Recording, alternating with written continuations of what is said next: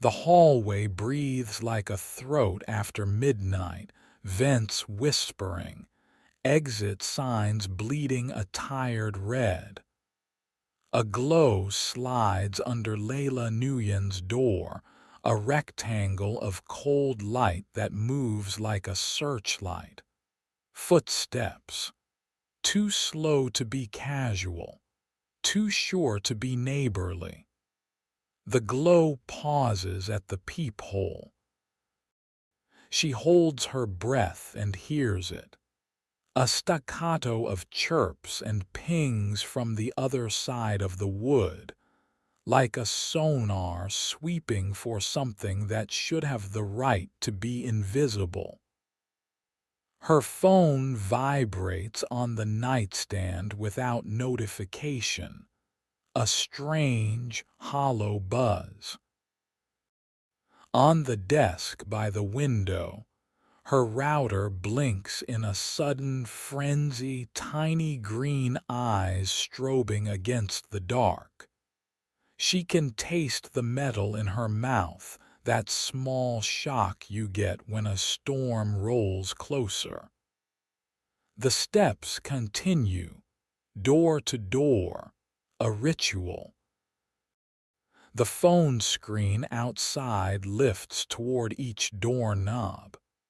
The chip in her bedroom lamp hums, then quiets as if the air itself is being tested. She watches the light pause again, longer now, and she knows the shape of the knuckles behind it without looking. The new compliance lead. The man with the clipboard smile. He taps a door down the hall, repeats the scan, and someone's chain rattles like a warning. Lila lifts her hand to the desk and feels the rhythmic tremor of the router through the wood, a pulse that does not belong to her. The light stops at her mat. The pings quicken. She holds, still as silence, until the glow fades and the footsteps drift toward the stairwell. The router's frantic blink slows to a heartbeat. Then one last burst, sharper, closer, as if the phone pressed against her door just to taste her privacy. The hum falls away. She is left with the shape of it inside her chest, and a single, stubborn thought she cannot swallow: he will be back, and he will call this compliance. Morning does not rinse it away. He returns in daylight like authority wrapped in lanyard fabric, smile tight, shoulders squared into the corners of every corridor. In the lobby he stages his performance, phone in hand, its camera smudged by certainty. Residents shuffle past with laundry baskets and tote bags, eyes dropped to rugs patterned like drowned maps. He announces a new audit for unauthorized occupants, voice pitched to carry, kindness knifed into policy. He asks for names that have already been given, papers that have already been reviewed, repairs that have never been scheduled. Each question is a small raised eyebrow, as if every answer will prove a suspicion you did not know you were under. A couple returns from the market, and he blocks the elevator with an open palm, the phone held high and scanning, the beam of his gaze moving across their faces, then their bags, then the Bluetooth speaker peeking from a canvas pouch. He calls it a device check. He calls it routine. The husband, cheeks flushed, tries to laugh, says the speaker was a wedding gift, says they live alone, says he is happy to show their lease. The man nods, then reads from his screen in a voice that implies the text is law. Too many device signals overnight near their door. Possible guests, possible sublets, possible fraud. The wife's fingers tighten on the strap until the leather sings. The crowd pretends to be only air, only carpet, only elevator chime. Layla stays near the mailboxes and watches the phone sniff at people as if they were inventory on a shelf. She notices how he positions his body, always between the resident and an exit, always near a camera. He absorbs the building's angles like someone trained in how to make a room feel smaller. He smiles when he says he has no choice. He smiles when apartment doors close with the slow exhale of surrender. It is not the words that humiliate. It is the way his certainty erases their oxygen. And when he turns away, he glances at Layla just long enough to let her know that her breath can be measured too. Back upstairs, Layla lowers a chipped ceramic mug onto a cork coaster and lifts her laptop lid as if it might bite. Her router sits beside it like a small lighthouse, steady now, stubbornly blinking its presence to a sea she cannot see. She opens her own logs, the ones she keeps because the habit of watching is how she sleeps. Every night's traffic is a pattern she recognizes, a fingerprint of her life rendered as light and timestamp. Last night looks like a heartbeat shot full of caffeine. Bursts of inquiry. Quick spikes at regular intervals. A rhythm not random, not honest. She traces the timing and it aligns with footsteps in the hallway, the kind that announce themselves as if the carpet belongs to them. She writes down the moments in her battered field notebook, the one with stickers peeled and faded from an old security conference where the lectures smelled like coffee and solder. The binding phrase where her thumb rubs. The notebook is ordinary to anyone who has not earned the stains. A small titanium key dangles from her lanyard and clicks when it hits the desk. A bright, metallic punctuation she barely hears anymore. Her phone lights with a missed call from a number she recognizes without name.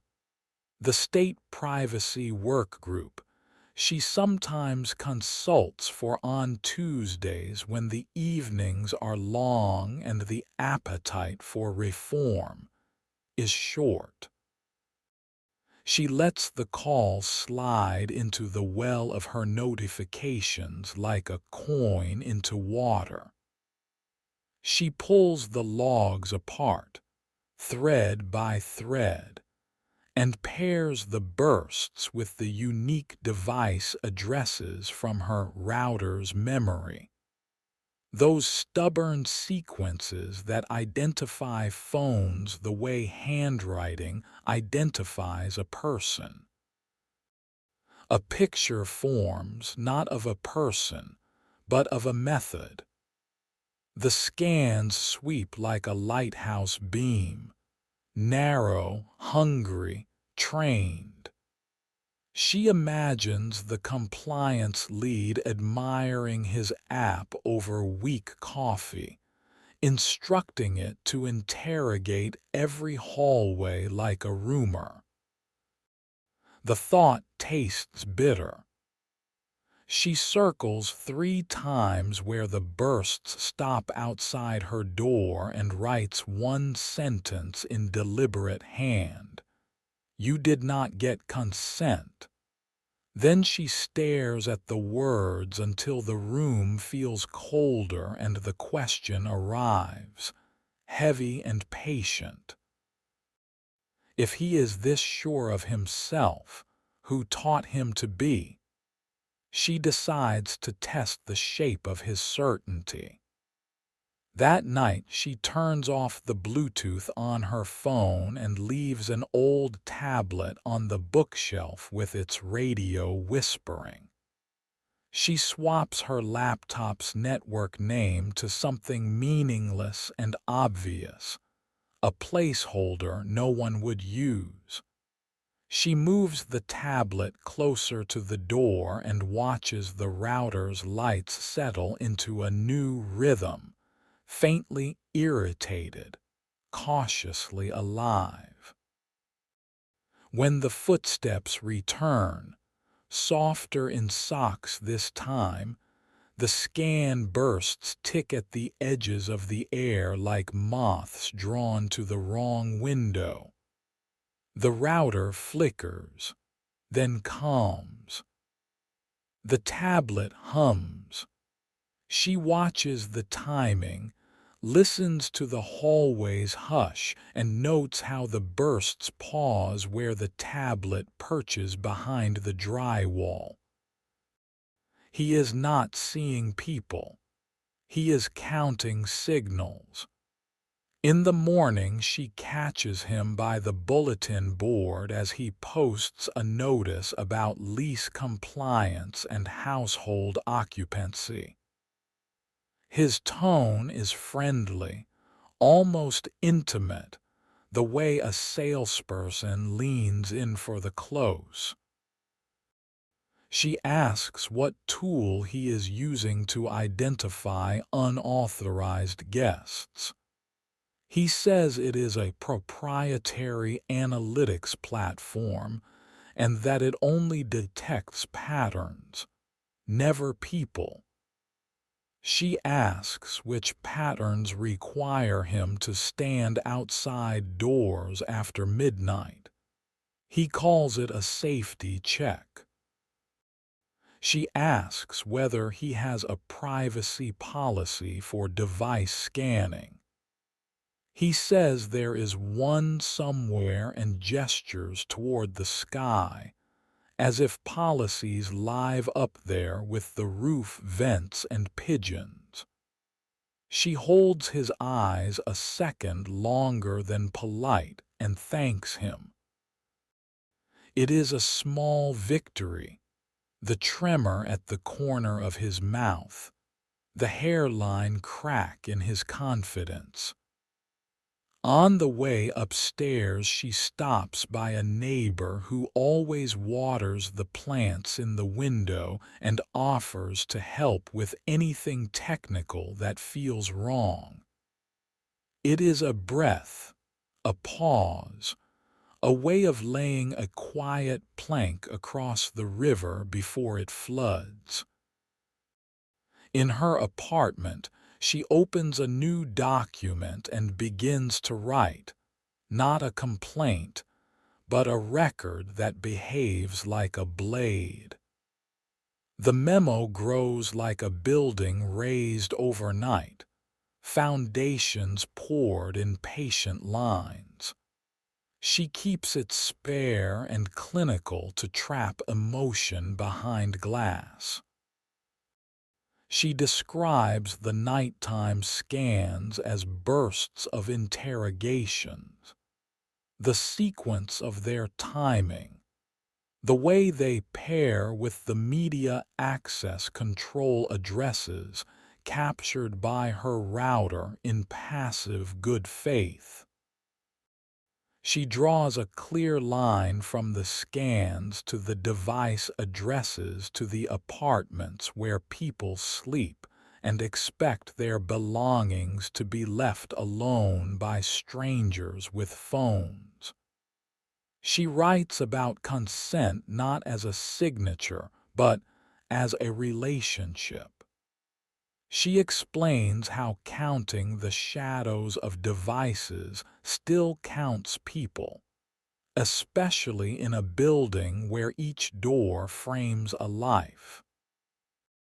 She photographs the notices in the lobby that mention possible sanctions for unauthorized occupants and pastes them beside the data signatures that make those notices possible. In a separate folder, she saves screenshots of the vendor's marketing pages, found after a late-night crawl, the ones that brag about compliance as if it were a game of catching ghosts. Her email to the board carries the memo like a steady heartbeat. No exclamation points. No adjectives that could be dismissed. Just the sound of a fact walking in on someone. The first reply arrives with the stiffness of liability, thanking her for her concern and promising to review. The second is a request to meet, politely distant, the kind that keeps a door cracked but leaves the chain on. The compliance lead hears about the memo before noon and stops her in the lobby with a notice in a clear sleeve, a transparency of threat. He says audits are routine and that singling out staff is inappropriate. He suggests that bringing technical claims to the board could violate community standards. He says there may be consequences for interfering with compliance operations. The paper rustles like dry leaves when he hands it to her. Lila feels the old hum inside her ribs return and imagines the memo inside every inbox now, blotting clean shirts with its careful ink. Upstairs, a letter slides under her door.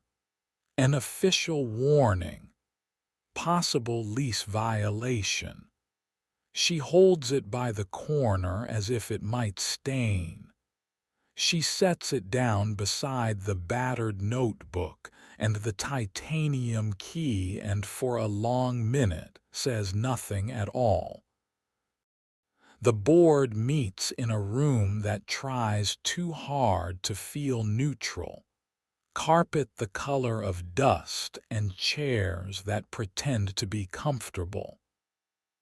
The compliance lead sits near the end of the table, flanked by a vendor representative who smiles like a brochure. Lila chooses a seat that lets her see the door and the clock, and the face of the oldest board member who hates wasted time more than she hates risk. When she begins, she does not clear her throat. She does not ask for permission to explain. She tells a story that is only about last Tuesday, about a hallway at midnight and a phone pressed to a door. She places a printed image of her router's log on the table and circles the bursts with a pen that does not shake. She describes the device addresses as hairs lifted by static from a stranger's coat. She reads the vendor's promise to detect unauthorized occupants by counting signals that cannot consent.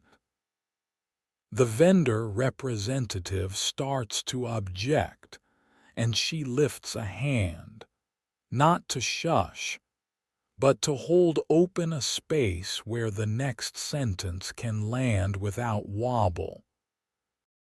Then she slides 3 small hints into the light, the ones the room has ignored.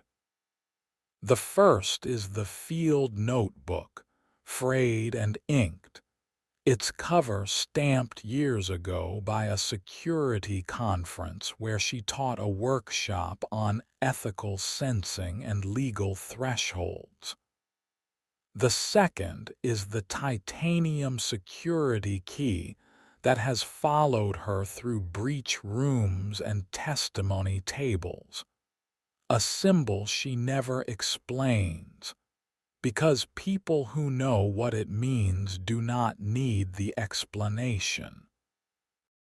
The third is a letterhead folded in her folder, not a threat, not even a promise, just an invitation from a state privacy task group to advise on covert data collection in housing. She lays it down as casually as a grocery list. She does not flex. She does not grandstand. She simply connects the lines everyone has drawn, and then she opens the space around those lines until it becomes a question with only one honest answer. Who authorized scanning people's private spaces by interrogating the devices that live there with them?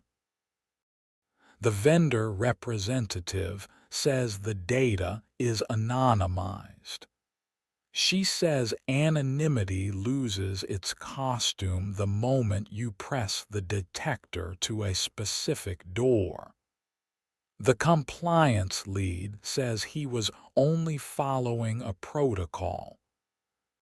She explains that the protocol has a name in another room where people who write laws sit, and that name is stalking with a digital glove on. The oldest board member leans forward, the way a person leans when they finally hear the thing they were trying not to hear. Lila keeps her voice even, the kind of tone that holds a room without shouting.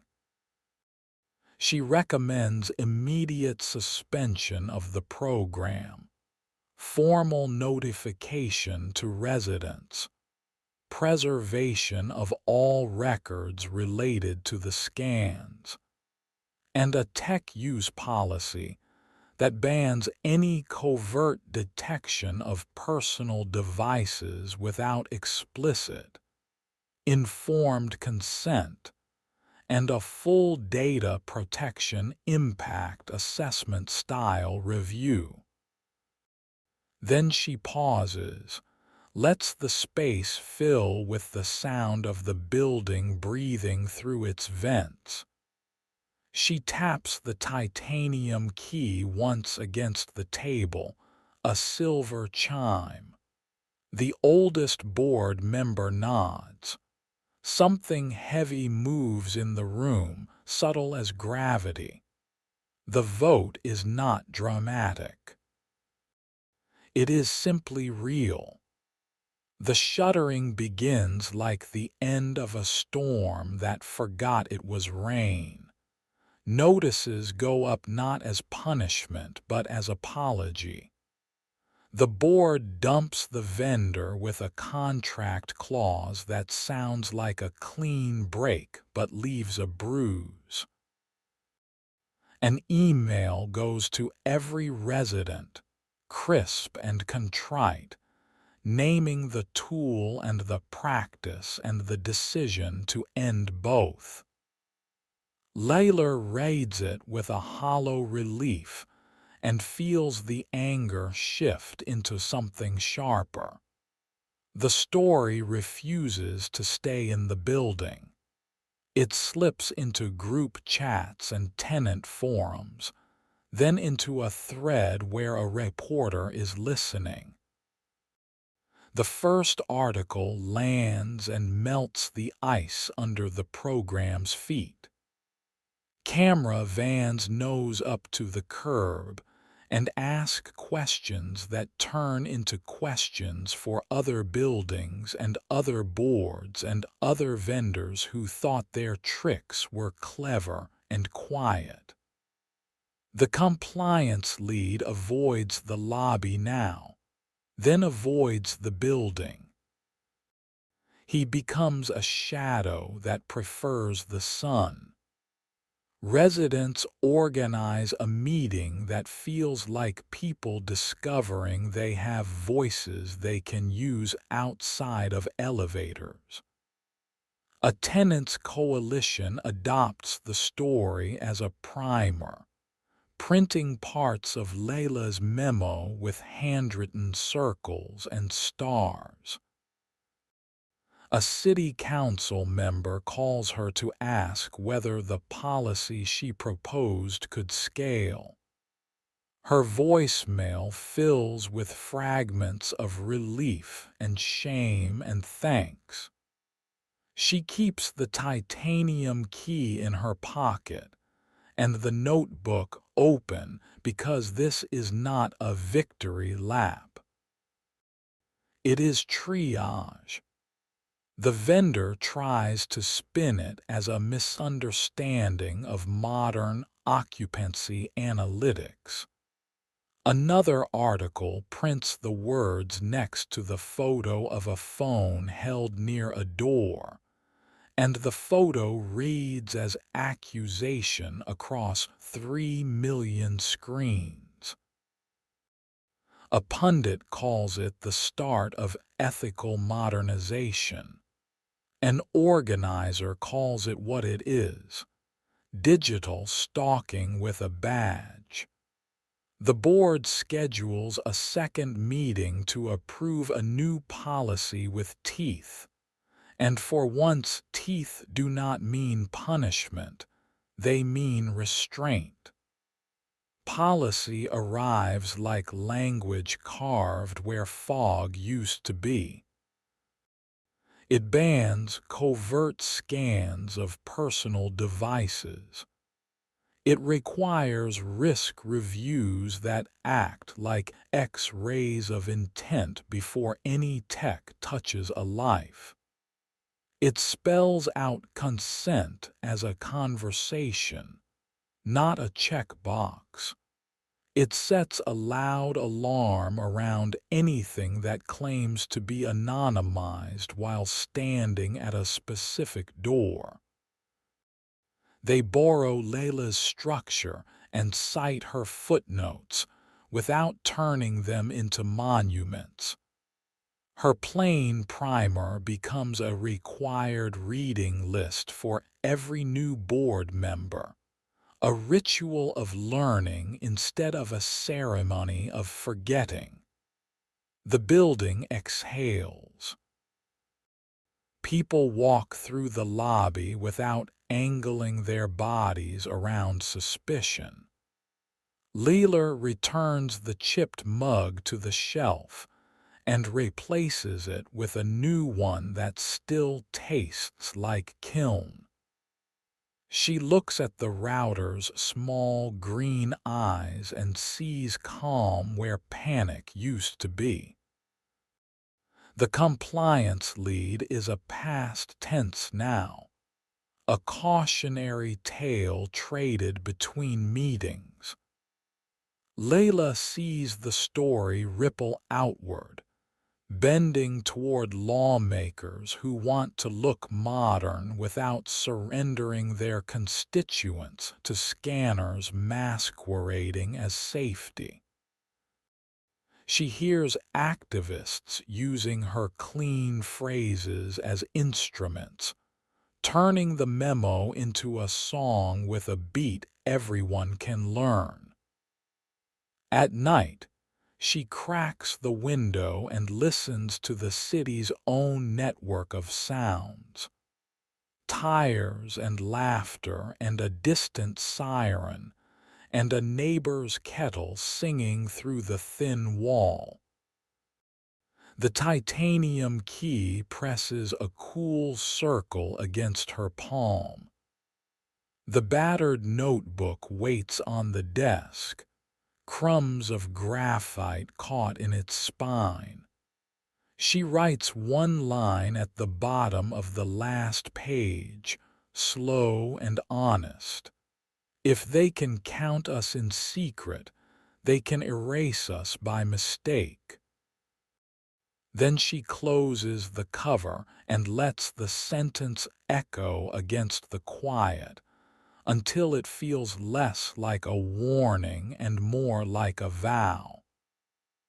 When technology starts measuring people without their permission, the first thing it erases is the dignity that makes communities possible.